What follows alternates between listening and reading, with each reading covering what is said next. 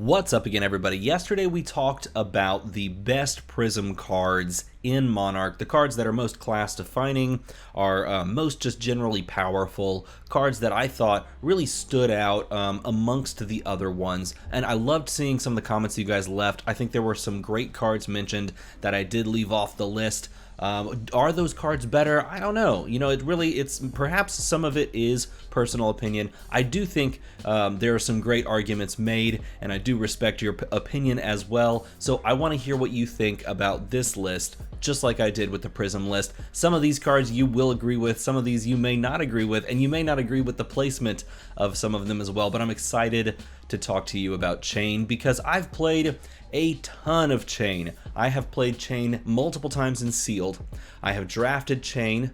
That was really fun. Went 3-0 too. It was sweet. I have played CHANE in Blitz. The only time I haven't played CHANE is in Classic Constructed, and I've played against him multiple times. So that's the only format that I haven't gotten to play CHANE yet in, and that's going to be changed soon because I want to build a CHANE CC deck and jam a bunch of CHANE games. Before we get too far into it though, I do want to say that if you want to support the channel, head down into the description, check out the links where you can buy singles from places like Red Riot Games, you can buy boxes from Deck Edge.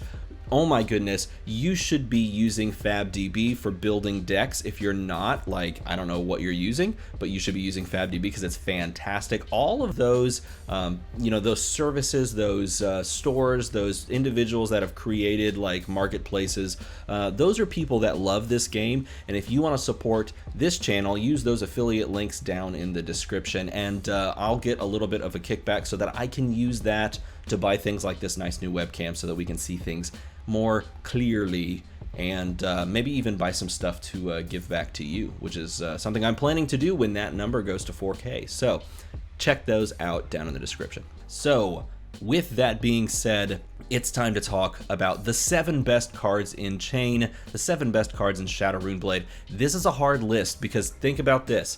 My goal was to only include Shadow Runeblade and Runeblade cards from Monarch, which means we're leaving out all of the really, really good Shadow cards that he has access to from the Shadow talent, because I'm going to do just a Shadow video probably.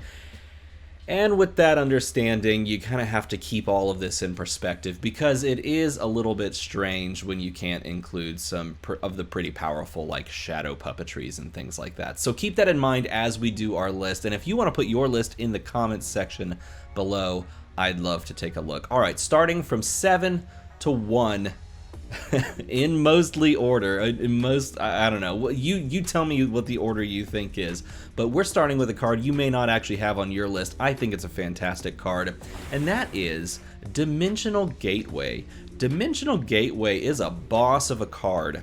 It does like everything you possibly could want it to do. The only downside to this card is banishing it. That's literally the only downside to the card, because everything else is so good. You opt so that you can see what's on top of your deck. You can reorder the cards. If you're playing the red, for example, it opts 3. You can reorder the cards how you see fit. It allows you to reveal the top card of your deck after you've opted. If it is a Runeblade card, you just deal arcane damage for free with this non-attack action card. And if it's a shadow card, you can banish it. So in other words, you can look at 3 cards. You can decide, hey, this is a Shadow Runeblade card that I can play from Banish this turn with the resources I have at my disposal. I think I'll banish that, deal my opponent 1 damage, go again. And also, because there are cards that care about playing non-attack action cards, like, this just fuels that. It's like all wrapped up in one. It's a great, fantastic card. That's why I put it 7th on my list. Because it is just really, really good. Every time I've played this card in Sealed, I played it in Draft and in Blitz, I've gone, well, this is just feels really, really good. It just makes the variance of what you pull off the top of your deck and banish just a little bit more mitigated, and that is that's a sign of a fantastic card. Next up, in 6th place, is Rifted Torment. And again, this is one of those cards that if you play from Banished Zone, it deals arcane damage. And there's a theme here, and that's the class identity of Runeblade and Shadow Runeblade in attacking with physical damage and dealing arcane damage on the back end, or really on the front end. This card does that in spades. The red one attacks for 4 and deals a point of arcane. Doing that is super, super good. It's super gross too, and it plays into that class identity of 2 forms of damage. Every time I play this card, I'm happy to deal the 1 arcane, because 1 arcane damage is nothing to scoff at and very tough for your opponent to deal with. So Rifted Torment for me is always a great find in a draft, in a sealed. It's great to play in Blitz. I oftentimes prioritize this card over things like Piercing Shadow Vice, because just attacking for 4 or 6, I'd prefer to split the damage portions up and attack for 4 and an arcane, because sometimes that's just harder for your opponent to deal with. It requires a different way for your opponent to block it, particularly the arcane pitching a card from hand, so you just get more cards out of their hand, or they just take it. That's awesome. In 5th place is a card that, honestly, those 2 cards for me could have just straight up been tied. I could have put those cards like on the same slot. They could have both been 5th place, because Rip Through Reality does a lot of the same things. It costs the same amount. It costs 2. It attacks for 4 on red, except this one has a little bit of upside in the sense that if you've already dealt arcane damage, no matter where this is coming from, what zone this is coming from, it can gain Go Again. So if you have this in your hand, then you can play this after dealing arcane damage, and it has Go Again. And that's the really, I think, to me, that's what separates this one just by a margin, by a tiny, tiny margin from Rifted Torment. This card is just that much better. You can play it from the Banished Zone and deal arcane and give this Go Again. You can play it from your hand after you've dealt arcane and give this Go Again. Just in general, the go wide strategy of Shadow Runeblade is just played up in this card. It makes a ton of sense, and it's just a fantastic, fantastic card. At number 5. Number 4 is Shadow of Ursur, and this card could have been higher. Honestly, it could have been higher, but I do think the cards we're about to talk about are super good as well. All of these cards are just fantastic to get. No matter what format you're playing, these are all cards you want. Shadow of Ursur does so many good things for you. It attacks for 2. Well, that's not that good. But if you banish a card, it gets Go Again. And not only that, you can banish a card that you could play after Shadow of Ursur. So it costs 0, but at the cost of banishing a card, it's really more of a combo setup piece, which is fantastic. So for example, if you end up with Rifted Torment in your hand, I'll just use that for example, you can play Shadow of Ursur, banish Rifted Torment to put it in the banished zone, thus fulfilling the requirement that it would need to deal arcane damage if you play it. Attack for 2 with Go Again because you banished a card, and then play Rifted Torment, attacking for 4 and dealing a point of arcane. That is a very powerful play that allows you to fix the variance of drawing these cards you want to play from banished to get a beneficial effect, because you didn't, actually banish them. So very, very good card in my opinion. I'm a huge fan of this. To me, this is always like a 3 of in like any deck, or really I guess a 2 of if you're playing in Blitz, or you play it no matter what in sealed or in draft, because if you get your hands on a Shadow of Ursur, it's like, oh dang, I should probably consider playing CHANE. In 3rd place, it's 3rd place, right? I'm just doing this off the top of my head. In 3rd place is Riftbind, and honestly you could argue to put this up even higher too, because this card is sick. It is a 1-cost 3 attack, and the 3 here is actually really, really important and beneficial, because if you play a 1-cost 3 attack that can buff itself later, but the base is 3, then there are more cards that can actually factor into what, can actually affect this card. So like Minnowism allows you to buff this 3 attack. Stubby Hammerers allows you to buff this 3 attack. And then the effect itself, if this plays from banished and you've played non-attack action cards that do like beneficial effects prior to this, then it gets stronger itself. So even just playing like, I don't know, a Seeds of Agony or a Dimensional Gateway, something like that, before you play this Riftbind from your banished zone, allows this to attack for 4. And again, attacking for 4 is a good thing in this game. Paying 1 resource is a good thing. Like, just be able to pay 1 attack for 4 is solid. Like, that's exactly what you'd want. That's like vanilla stat line style.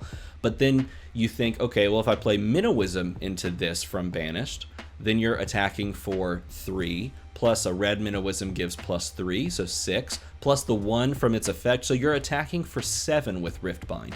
I have played Minnowism, like Warmonger's Recital, Riftbind for like 11. It has been this is an insane card how big it can get based on some of those non-attacks that you've played before. This is one of those cards that you have to really be doing something completely off the wall to not want to play this card in like Blitz because of how big it can get, or you just completely don't even worry about like the Riftbind thing, and you play like Chain in just a different way. You play it like using different attacks completely, not trying to play stuff from Banish, that sort of thing. So that would be a reason you might not want to play Riftbind. But honestly, I prefer, and maybe this is one of those scenarios where it's just me personally, after having played all the ways that I've played Chain, I prefer playing Riftbind and the non-attacks. It feels so much fun, and playing from your Banished is really, really cool. All right, top 2 cards. What do you think? This is number 2. What do you think the top card is? If you haven't guessed it, we'll talk about it in a minute. But this is the second best card, the second best card in Chain. And I'm breaking a rule because this is technically a Shadow card. It is not a Shadow Runeblade card. But this is literally only playable by Chain. So I included it because, heck, why not, right? The Soul Reaping, the legendary Chain specialization, is a rare. It is a Shadow card. It's not a Runeblade card or a Shadow Runeblade card. It costs 6, but really doesn't cost 6. What it does do is it banishes you multiple cards from your hand that you ended up not being able to banish prior, so that you can actually play them from Banished. Or you can banish like other beneficial things like non-attacks that you can play from Banished. It gives you resources based on those that you've banished.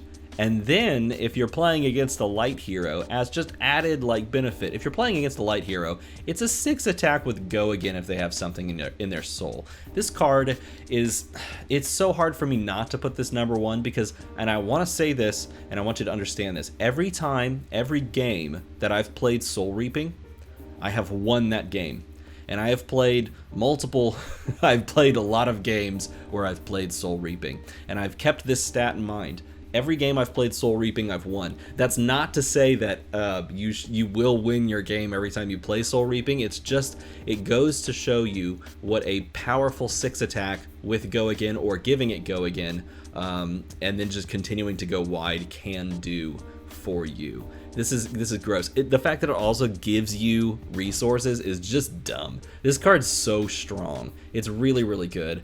If you could include multiples in your deck, it would be broken, which is why it's a legendary, and it's why they push the power of the card, as where they did, right? Being able to give you resources, attack for 6, and give it Go Again with Chain, or just have natural Go Again if you're playing against a light hero with a card in soul. Absurd. This card's absurd, which leads us to the first card, the best card in Shadow Runeblade. Did you guess it? Could you guess it? There's still some good cards out there, but there's none better than this in my opinion. Seeds of Agony, man. Seeds of Agony is so good. This card it does everything that you want it to do except block 3. It doesn't block 3. So if you wanted to block 3, whoops, you can't do that. I guess that's the only downside. Oh, this card's so good. Okay, so you get to play it from Banished. It costs 0. It has Go Again. It is a non-attack action card that fulfills all of these beautiful requirements that you're looking for prior. So it allows you to buff Riftbind, right? Like, it allows you to set up an arcane point based on what you play, making it to where some of your effects can trigger. So like if you've dealt arcane damage, then not Rifted Torment, then Rip Through Reality gets Go Again. It allows you to like look at Piercing Shadow Vice and go, oh, okay, Piercing Shadow Vice is like really approachable now. Even though it costs 2, it can attack for 6 more readily, more easily. So like this makes all of your Shadow Runeblade cards better, like almost all of them. I think everybody plays a full play set of Seeds if you can, no matter what format you're playing. Like if you're playing in draft and you see a bunch of Seeds, you play them, because there are cards when you're drafting that are looking for you to play non-attack action cards, right? Riftbind, particularly. If you are playing in Sealed and you see a bunch of Seeds of Agony, no matter what color, you probably play CHANE because like that plus any attacks allow you to deal arcane damage in a format that people can't deal with arcane damage. So good. If you're playing in Blitz, you play Seeds because you can banish them and still play them for free. And even if you don't have an attack, let's say you're like in super defensive mode early in the game, you banish a couple of Seeds and you don't want to take the blood debt, you can still just toss them away and basically have it for no effect. That's still really good. Everything about this card is so it's hard to not love this card. Everything about it is so good. This card is fantastic. If you're playing in Classic Constructed, you play Seeds to make your opponent have to pitch cards from their hand and block with cards from their hand so that they have just this really awkward time of dealing with points of arcane. And if you play it early and then trigger it early, your opponent's sitting there floating resources, not knowing if they're actually going to use those resources later down the turn, if you're actually planning on dealing arcane, or if they're just basically wasting a blue pitch card to block 1 point of arcane from 1 Seeds of Agony. So it provides so much strategic depth and so many enabling factors that this is by far, to me, the #1 card in Shadow Runeblade. So that's what I've got for you. Let me know what you think about this in the comments below. Do you like my list? Are you a fan of all of these cards like I am? How would you reorder them? And what cards did we forget to talk about? If you enjoyed this, hit the like and the subscribe. Go up here, make the number go bigger, and we will have a fun time together. I'm opening, where are they? I'm opening Monarch Unlimited boxes. You'll see a couple of those on the channel here coming very soon. That's exciting. Maybe we can actually get some good pulls in that too. I don't know. Maybe we can do stuff. As always, everybody, thanks for watching.